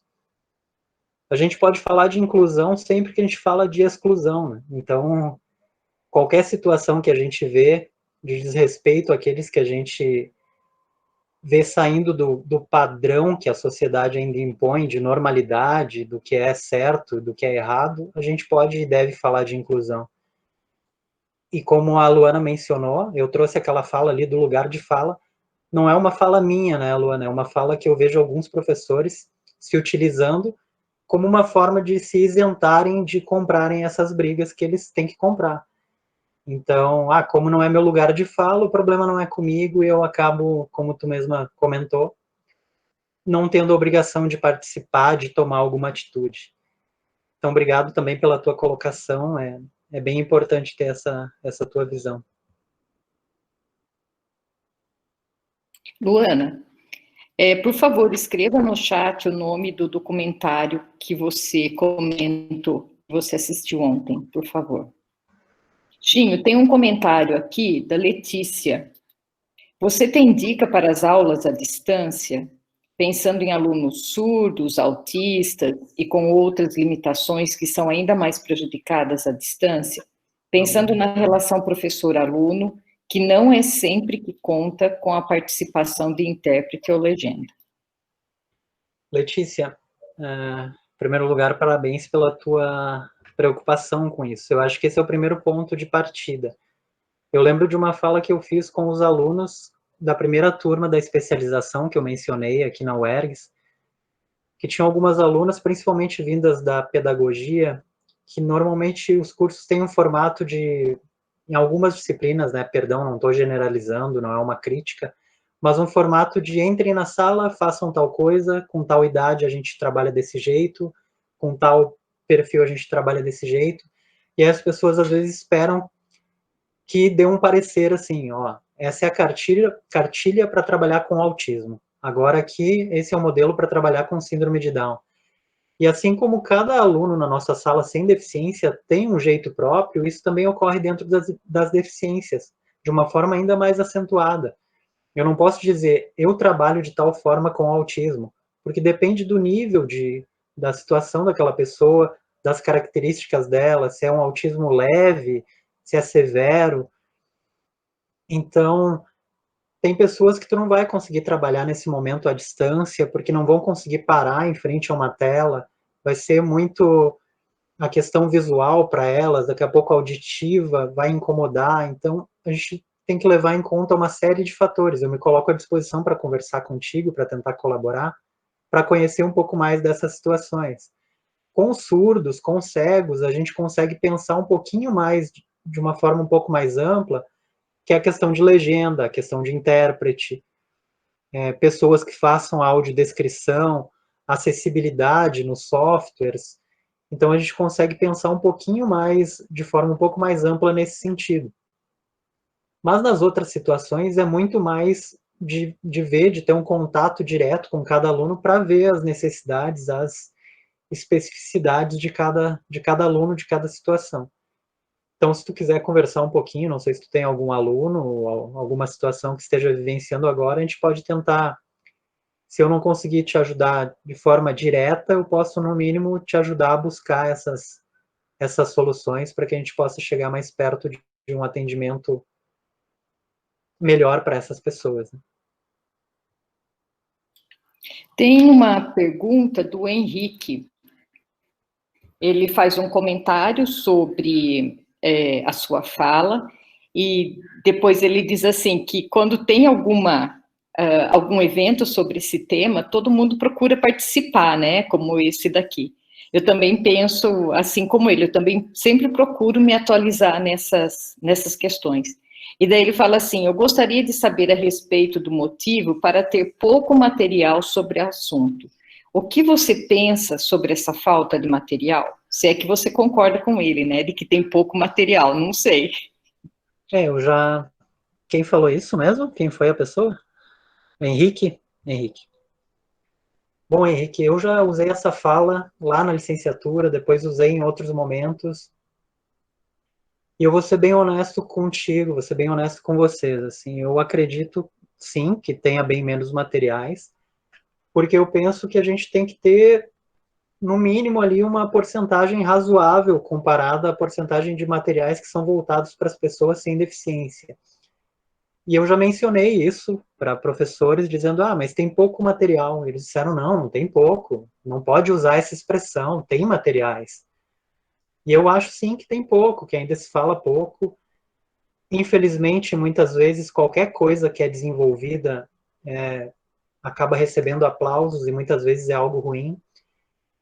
E aí eu confesso para vocês, eu posso mencionar algumas situações assim de total insatisfação com isso, que é ver as pessoas utilizarem isso como um nicho de mercado. E aí pode parecer que eu vivenciei isso, ou que eu ouvi isso somente em vendas de cursos digitais, de palestras, mas eu ouvi isso de professoras que deveriam orientar pesquisas em determinados momentos. Não vou ser antiético de citar nomes, situações, mas eu fui desmotivado a pesquisar sobre pessoas com autismo, sobre pessoas surdas, principalmente, por pessoas que são consideradas, até hoje, referências na área. E elas foram consideradas referência justamente porque não tinha muita produção na área. E, assim, 1 a 1, numa conversa em particular, não, eu só entrei nessa situação porque era um nicho de mercado que não tinha tanta concorrência. Então, isso me desmotivou muito e fez eu me afastar durante muito tempo desse meio, assim, durante alguns anos também, após ali a perda do meu pai, como eu mencionei, porque, sem meias palavras, isso me enojou dessa situação, sabe? Assim como eu acho que a gente não pode escolher aluno, eu acho que a gente não pode escolher, principalmente, trabalhar com essas pessoas que mais precisam de nós pensando no dinheiro. E, claro, tem que cuidar o outro lado também. Eu, durante muito tempo, me orgulhei dizendo que eu nunca ganhei R$1 trabalhando com pessoas com deficiência. Isso também é errado, porque eu me preparei para esse trabalho. Então, não tem nada de errado eu receber o que é justo pelo que eu faço. Mas o errado é entrar em projetos pensando só no retorno financeiro, pensando só nos aplausos. Eu já saí de projetos porque eu percebi que os projetos eram pensando no que eles iam ganhar. Eu já saí de projetos, já me recusei a trabalhar em projetos, porque as pessoas disseram, a gente pode colocar ali uma pessoa com Down, né? Pode colocar uma pessoa, um ceguinho, entre aspas, para tocar junto ali. E eu não quero isso, a gente não vai usar essas pessoas para ganhar visibilidade e pelo retorno financeiro.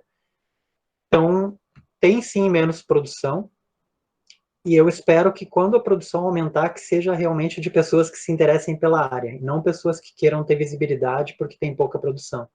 Que eu encontrei muito isso também em projetos sociais, de tentar contato, conhecer mais dos projetos, principalmente de música, e as pessoas quererem me vender palestra, vender curso na universidade onde eu estava.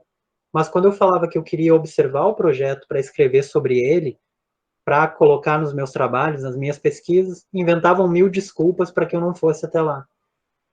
E aí a gente acaba vendo que as pessoas se utilizam das pessoas com deficiência para visibilidade. Mais uma vez, não é pensando nas pessoas, é pensando em um produto final que se utilize delas e que dê visibilidade. Então, sim, tem menos material, muito é culpa de pessoas como eu também, que ficam se autocriticando, pensando, não, eu vou esperar mais para escrever, ou o que eu tenho para falar não é interessante, e deixa de produzir. Quando, na realidade, para pessoas que se interessam pela área, mesmo que eu fale uma bobagem aqui, serve no mínimo para vocês dizerem, não, o que ele falou não me serve, eu quero ser diferente. Então, eu acho que a gente tem que fazer mais. Eu estou me colocando, aceitei esse convite, inclusive, para me expor mais também. E assumir esse papel também de colaborar com o pouco que eu sei e poder ajudar outras pessoas. Não sei se eu respondi a pergunta do amigo, mas... Eu acho que respondeu, e eu queria complementar com a questão de que eu concordo com você sobre essa questão. A gente que vive um pouco na academia, a gente sabe como as pessoas são muito críticas e às vezes até perversas, né, na crítica. E daí a gente fica com esse receio de, como você disse, falar alguma bobagem e tal, alguma coisa assim. Mas o mundo precisa da gente, porque nós estudamos bastante, como você disse, nós temos experiência, E da gente que eu digo é esse conjunto de pessoas que estão aqui participando hoje, porque cada um tem uma experiência muito rica. E a gente precisa realmente divulgar essa experiência, para que outras pessoas vejam. Porque as notícias que são ruins e as experiências que são ruins, a mídia está sempre falando. Agora, essas iniciativas boas, somos nós que vamos ter que falar, porque não vai ter outra pessoa para falar. E a gente viu quanto que o Tinho aqui acrescentou hoje nessa discussão, né? Então, isso é muito importante, eu concordo. Acho que tem que escrever mesmo, viu, Tinho? Por favor. Certo. O Everton pediu a palavra. Obrigado. Tinho, pensando aí no tema do nosso encontro, né, que a gente comentou lá no início, quando o Arnaldo, a gente falou um pouquinho sobre o título, né, Quarentena Sem Fim. A Unesco, e assim como vários outros órgãos internacionais, estão produzindo, né, e gerando vários manuais, várias dicas, né, instruções para poder lidar com diferentes contextos, diferentes públicos, né, nesse contexto atual da pandemia.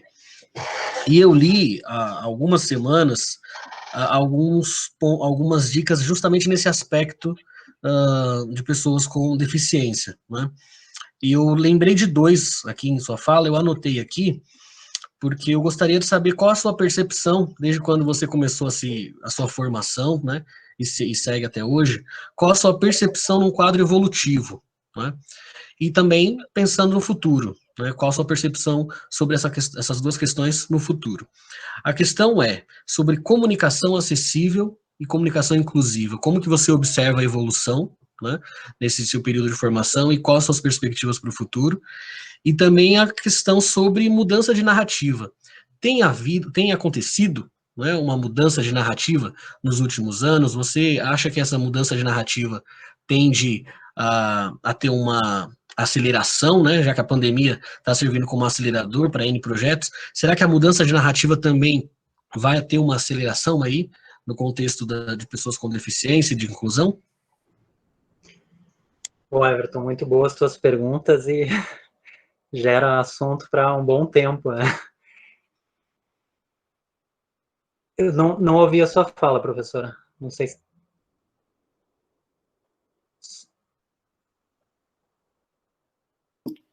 Estava com o microfone fechado. Viu, Xim? Eu falei assim, você falou assim, uma discussão para um longo tempo. Eu disse, um tempo que a gente não... O Everton adora reunião de 4 horas. Bom, tentando resumir, Everton, tá me ouvindo bem? Eu acredito que esse momento está dando visibilidade a muitas causas. Só a minha preocupação é que seja uma visibilidade nesse momento e uma visibilidade não pensando nas pessoas com deficiência propriamente. Eu vejo, pegando o exemplo das pessoas surdas, principalmente, existe uma coisa assim muito, que bonito, intérprete de Libras, olha só, ele é um ótimo intérprete, né? Ele é super expressivo. Quando, na realidade, a gente entende, a gente estuda isso, não quer, a expressividade faz parte da interpretação, mas não quer dizer que a pessoa, sendo super expressiva, ela seja um excelente intérprete. A gente tem que ter cuidado com essa coisa. A gente não vai em um evento, por exemplo, e utiliza o fone para ouvir lá o tradutor de japonês, e no final a gente, cadê o tradutor que eu quero abraçá-lo, quero tirar uma foto com ele? Porque é um trabalho, é uma função como outra qualquer. Então a gente acaba criando o outro lado, né? A gente, em vez de esquecer das pessoas com deficiência, a gente cria aquele outro lado de, nossa, ele trabalha com deficiência, como ele tem um coração bom, como é uma pessoa especial. E a gente não está fazendo nada de diferente no sentido de sermos melhores do que outros. A gente está fazendo o que a gente precisava fazer já, o que já precisava ser feito. Então a gente tem que parar de glamorizar certas coisas para que realmente a gente possa ir adiante nisso.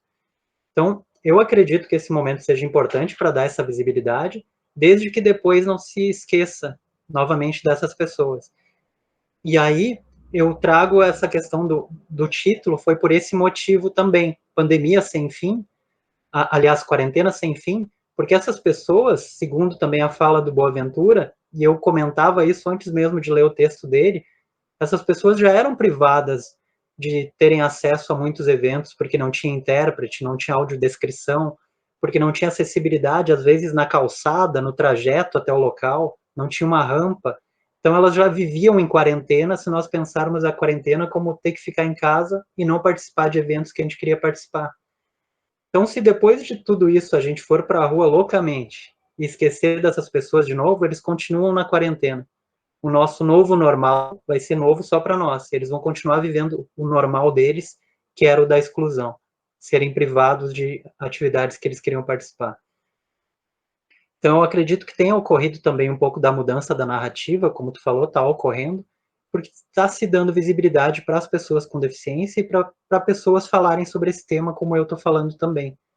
Mas a gente não pode fazer algo esporádico e achar que isso vai realmente mudar a situação, porque aí não vai, né?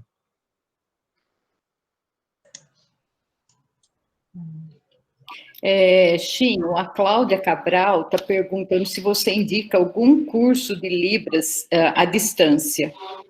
Cláudia, eu até, aquele trabalho ali, um dos projetos, eu até tenho cursos. E uma das coisas, eu tenho trabalhado com marketing digital há algum tempo, porque naquele momento, inclusive, da função ali do meu pai e tudo mais, eu quis ficar mais com a minha família e poder continuar trabalhando. Então, eu comecei a colocar alguns cursos online, mas percebendo que tinha muita gente no meio, vendendo coisas que realmente só pensavam no nicho e no que eles podiam ganhar, e a Libras é uma situação, eu acabei parando de divulgar os conteúdos, parando de postar, porque eu realmente queria fazer um trabalho que fosse legal, claro que eu cobrasse um valor justo também, porque era o meu trabalho, mas que pudesse entregar algo de qualidade.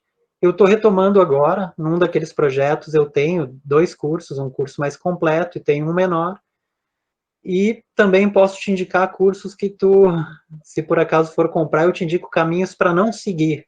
Eu te dou dicas, como eu dei para aquela empresa, de onde não ir, porque eu tenho visto muitos professores, entre aspas, ensinando coisas erradas. Dentro da comunidade surda, eles são piada, digamos assim, mas para as pessoas eles são vistos como uma referência porque tem um canal grande, algo desse tipo. E não quer dizer que os mais vistos são os que estão mais aptos, né, a nos fornecerem as melhores informações, então a gente tem que ter esse cuidado. Podem me adicionar no meu perfil pessoal, ali a gente pode conversar, pode trocar ideias, independentemente de aquisição de curso, eu me disponho a ajudar, não precisa comprar nada, não. Eu ia dizer, eu escrevi para ela te mandar um e-mail, mas essa é uma ideia também interessante, né? Vocês podem ficar amigos no Facebook, Instagram, e daí vão conversar no privado. Perdão, eu nem coloquei meu e-mail ali, porque é mais fácil adicionar e depois eu posso passar e-mail, posso passar materiais, né? O Everton colocou da comunidade. A Sônia também falou isso, então a resposta vale para você também, Sônia, que também tem interesse. Eu acho... a Cláudia fez um comentário aqui sobre a questão da formação de profissionais. O Arnaldo também fez. Ele fez um comentário dizendo que, às vezes, dizem que quem trabalha com pessoas com deficiência ganha mais.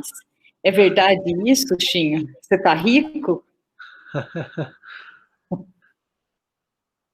Olha, estou com uma luminária aqui quase que...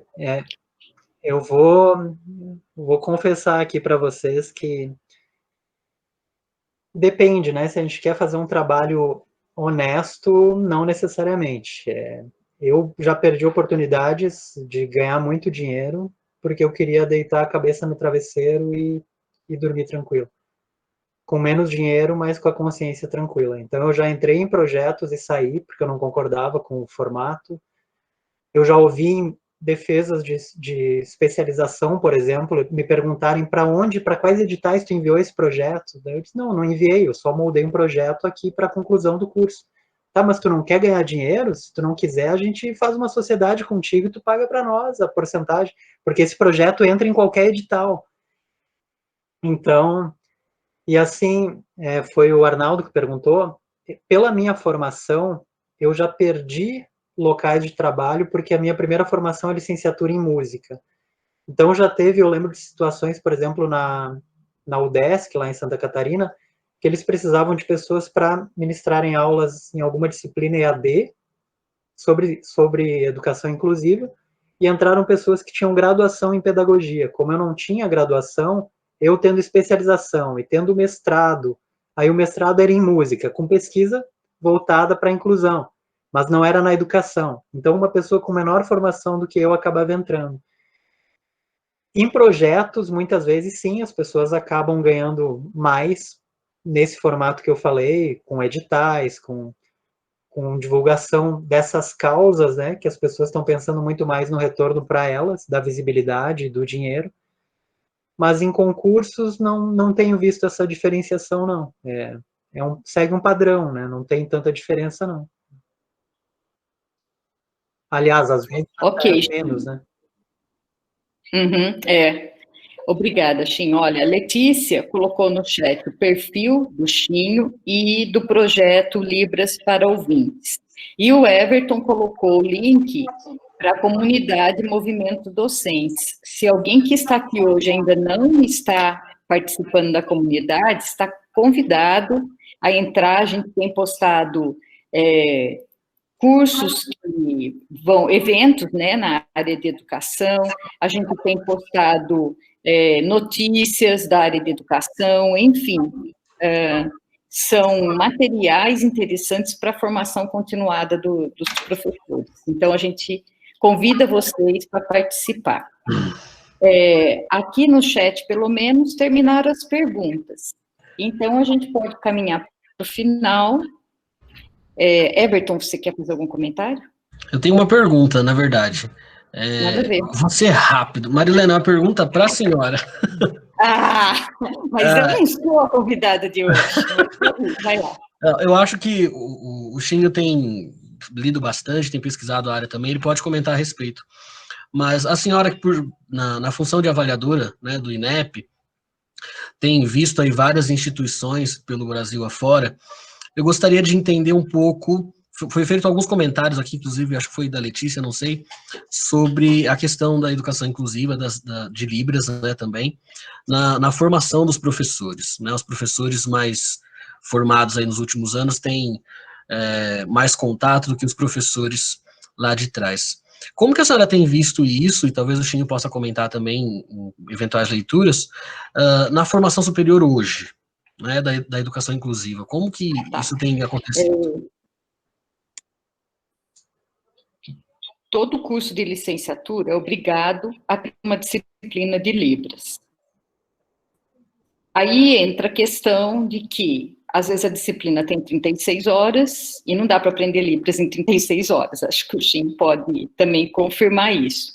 Então, a gente sabe que tem, mas que, às vezes, fica falho.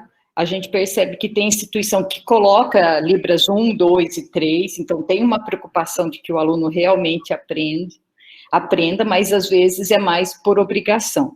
Algumas licenciaturas têm disciplina de educação inclusiva, como é o caso da Unifesp, e as instituições são obrigadas a terem um setor de acompanhamento psicológico para dar apoio para alunos com deficiência. Tem até a obrigação de ter na biblioteca alguns equipamentos, então, um computador para surdo, um computador para cego, e as instituições fazem questão de mostrar isso para a gente, porque é um dos itens da avaliação. Então, a gente sempre vê, às vezes, alguns têm até um técnico que fica lá o tempo todo. Existe uma preocupação muito grande com isso hoje. Diferente de 10 anos atrás. O Chinho falou um pouco da forma como tem melhorado, né, algumas questões. Eu vejo que nas instituições de ensino superior, nesses 10 anos que eu tenho avaliado um pouco mais, melhorou bastante, mas tudo porque tem exigência do MEC, porque se não tivesse, também não teria melhorado. Tem sinalização de chão, tem rampa, tudo isso é obrigado a ter, se não tiver, dá pendência. Que mais? Laboratório de informática também sempre tem apoio, e eu vi um caso de uma instituição que foi em Minas Gerais. Tinha uma moça cega e eles colocaram uma pessoa o tempo inteiro com ela para acompanhar o curso. Então, a pessoa ia orientando. E teve uma outra que eu vi, que ela era surda, e daí tinha uma tradutora de Libras. Inclusive, na reunião com alunos, que a gente sempre faz nas instituições, a tradutora de Libras estava junto, para a moça poder falar. E foi muito interessante. E a moça estava acabando o curso. Então, ela contou toda a experiência dela, que durante os 4 anos do curso, ela se casou, teve um filho, e a tradutora praticamente fez um curso novo, era um curso de administração. E essa moça já estava contratada numa grande empresa lá da região. Ela estava muito feliz. Mas é assim, a instituição falou, é um acompanhamento caro, né? Porque a instituição paga um intérprete de Libras para acompanhar uma pessoa durante 4 anos. Mas do que eu tenho visto, as instituições têm bancado isso sim. Eu acho que na educação básica a situação é mais grave. Isso é do que eu vejo da minha experiência. Não sei se o Tinho tem visto de outra forma, mas nas que eu fui avaliar, eu sempre tive uma impressão muito boa. Bom, Everton, eu acho assim, quanto mais a gente vai estudando, vai se aprofundando, mais chatinho a gente vai ficando com certas coisas, né? Então, eu tenho um olhar bastante crítico com relação a isso. Eu acho que é importante ter uma disciplina. Tem nas licenciaturas e no curso de fonoaudiologia uma disciplina obrigatória de Libras. É importante como uma forma de dar visibilidade para essa língua, para essa cultura, para essas pessoas. Mas eu me questiono muito sempre sobre a questão da obrigatoriedade. Como a professora falou também, a gente vai nos locais e tem piso tátil, tem rampa, mas eu que tenho estudado sobre isso, que tenho tentado me aprofundar cada vez mais, eu já fui em eventos que tinha rampa, e eu lembro de parentes meus mencionarem, lembro de uma situação que um primo meu olhou para mim, sabendo que eu estudo isso, trabalho com isso, ele disse, essa rampa aqui, Chinho, quem é que consegue subir? Tinha rampa, mas a ideia é que a pessoa possa ter uma mobilidade sozinha, dar autonomia para a pessoa. Aquela rampa, mesmo alguém que estivesse empurrando uma cadeira de rodas, ia deslizar, porque era muito íngreme. Então, não é simplesmente ter uma rampa, tem um padrão, tem uma norma. Então, a questão do ensino de línguas de sinais também, de Libras, tem a obrigatoriedade, mas como a professora falou, é algo muito rápido. Aí tem um contato ali com a língua, alguns professores são muito bons e ministram a aula e as pessoas saem dali sabendo muito de Libras, conseguindo se comunicar, mas outras situações, até por falta de profissionais, às vezes, principalmente em cidades menores, eles acabam tendo que contratar alguém que nem tem capacitação para ministrar aquela aula. Então, tem muito isso da obrigatoriedade e do que é a inclusão visível, digamos assim. Mas, na prática, eu questiono onde ela está ocorrendo, sabe? E eu fico bastante triste porque eu percebo, às vezes, que as pessoas que seriam referências na área ainda tem essa questão da visibilidade e de querer responder pelas pessoas com deficiência. Eu já tive professoras, referências em surdez, perguntando se eu não queria impor para os surdos algo que era dos ouvintes, da realidade dos ouvintes, que seria a música. Isso em uma disciplina sobre surdez, sobre inclusão, com uma pessoa que era referência na área e que me aprovou toda a prova para eu entrar naquela disciplina como aluno especial. E ela perguntou isso, eu disse, não, mas eu não quero que os alunos, que as pessoas surdas tenham aula de música. Eu só penso a inclusão, para existir inclusão, se um surdo quiser estudar música, ele tem que ter no mínimo um lugar onde ele encontre essa possibilidade. Não é, então, obrigar as pessoas a estudarem algo, não faço isso. É só disponibilizar a possibilidade de que essas pessoas possam ter acesso a isso. E eu pensava nisso porque eu tinha pais me procurando e querendo que o filho estudasse. Eu conhecia músicos que tinham deficiência auditiva e que tocavam, né, músicos profissionais, e só citando um caso. Então, eu me questiono muito sobre essa inclusão aparente e a inclusão real que ocorre. Assim, quando a professora, por exemplo, teve contato lá com esse ambiente, quem lá tinha condições de analisar se aquele local realmente estava cumprindo as normas necessárias? Eu vejo, por exemplo, a Federal de Santa Catarina, lá é considerada referência no ensino de Libras. Há pouco tempo nós tínhamos lá um aluno indo para a justiça, eu acho que era um curso de engenharia, porque ele não conseguia um intérprete de Libras para as disciplinas nas quais ele estava participando, as disciplinas que ele cursava. Então, como assim? A universidade é uma das que ministra graduação, licenciatura e bacharelado em letras libras e não tem um intérprete para trabalhar com aquela pessoa. Então, isso é tudo muito complicado, sabe? A gente tem o que a gente vê falar, por isso eu trouxe a questão da visibilidade dos intérpretes de Libras hoje nos eventos e do que vai continuar ocorrendo depois, né? Então, eu espero que a inclusão seja real e não só essa inclusão aparente para parecer bonitinho para quem vê de fora e tudo mais. Que a gente pense realmente nas pessoas com deficiência. Muito bem, eu acho que essa fala é ótima para a gente caminhar para o final, que a gente tenha uma inclusão realmente verdadeira, né?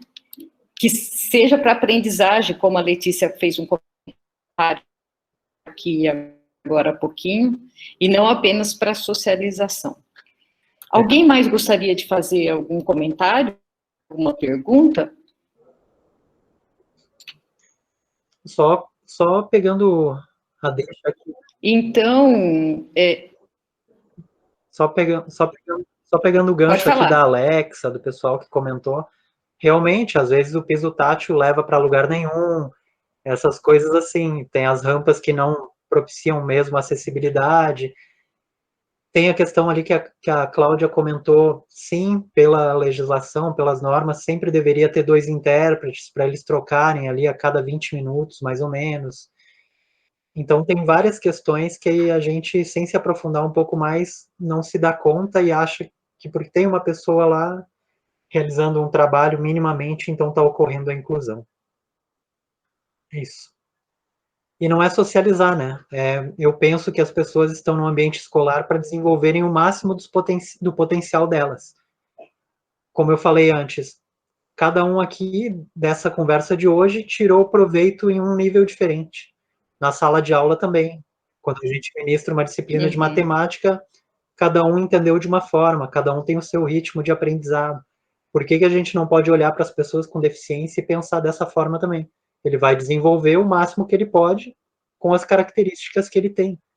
Então, por isso também, várias vezes eu diferencio que o que eu faço é trabalhar educação musical, não é musicoterapia, que é um trabalho super legal, mas não é usar a música como terapia, porque a gente volta para a questão de medicalizar, né, de tratar a deficiência como algo, como um problema médico, como um problema realmente, e não como uma característica diferenciada. Então a gente tem que cuidar disso também.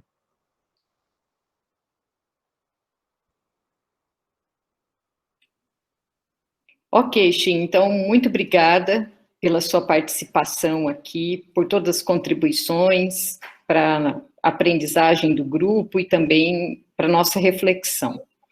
E, para encerrar, quem puder abrir a câmera, então, por favor, abra para a gente fazer um print de tela.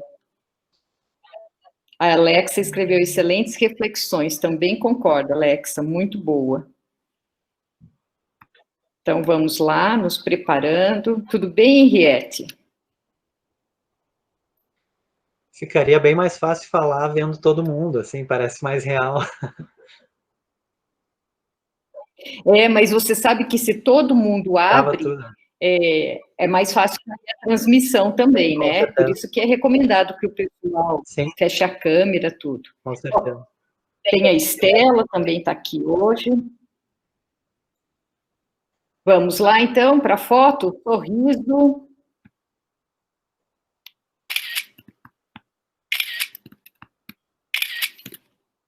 Ah, o Henrique também está aqui. Acho que é a primeira vez, né, que vocês estão participando, pelo menos eu não me lembro. Bom, então, pessoal, boa noite. Semana que vem nós teremos um tema bem interessante. Everton, já pode anunciar o tema da semana que vem? O Arnaldo está na dúvida se aceita, você acredita? Ah, não. Não, brincadeira. Ele já aceitou o convite. Eu acho que eu não vou aceitar, não. Mentira, eu vou aceitar. Eu vou mandar essa agora aqui ao vivo para todo mundo. Agora não tem jeito, Arnaldo.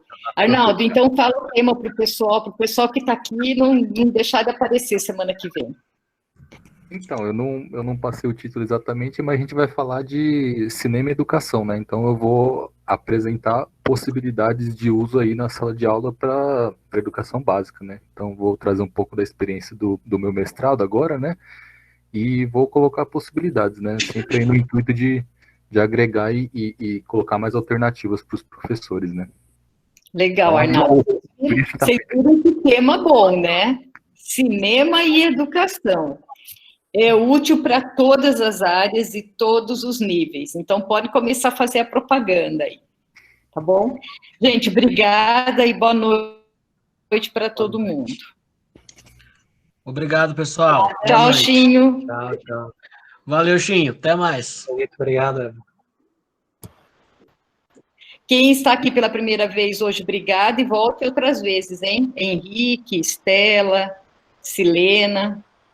Um beijo, tchau.